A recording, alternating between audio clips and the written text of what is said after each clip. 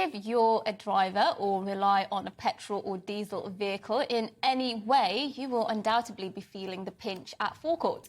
I mean, how can you not? Figures show that fuel hit a new high over the last few days, with petrol rising to over 191 pence a litre, diesel at just over 199 pence a litre.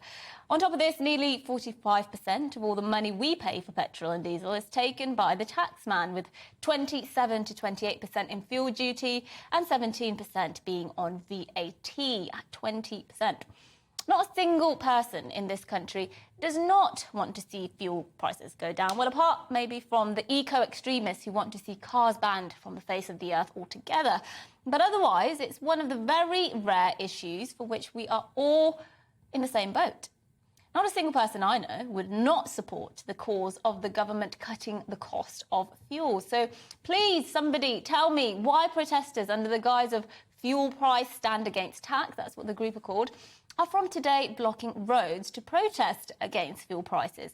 They're expected to block the Prince of Wales Bridge crossing between England and Wales, with disruption also possible in Essex and Gloucestershire. Police are warning people to avoid the roads as disruption is expected throughout the day on the M4 and M5 Southwest. Now, latest news on this is that some of the protesters have been moved along by the police, which is welcome news in my books. But if the road-blocking shenanigans of eco-activist groups Extinction Rebellion and Just Stop Oil, remember them, were not a lesson in how not to bring people on your side, I don't know what was.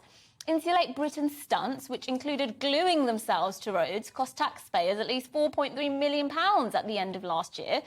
Just Stop Oil protesters cost Essex police £1 million in just 1 week. That's not to mention, of course, the lost productivity because people couldn't get to work, the ambulances stuck in traffic. In fact, a court heard in April how Insulate Britain caused an ambulance trying to race to a chest pain call-out to be delayed by nearly an hour. I just don't get it. If everyone is already on your side, if the government is well aware of how angry voters are about the astronomical cost of filling up, if the Chancellor has already promised he's examining another cut in fuel duty, what's the point of annoying tens of thousands of ordinary people just trying to get where they're going?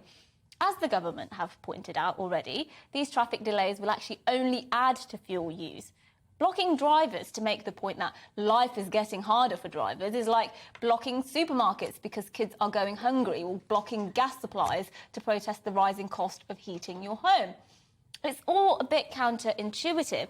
And yes, I'm being a bit facetious, but surely their protests are counterproductive. So my message is this to that so-called group, Fuel Price Stand Against Tax.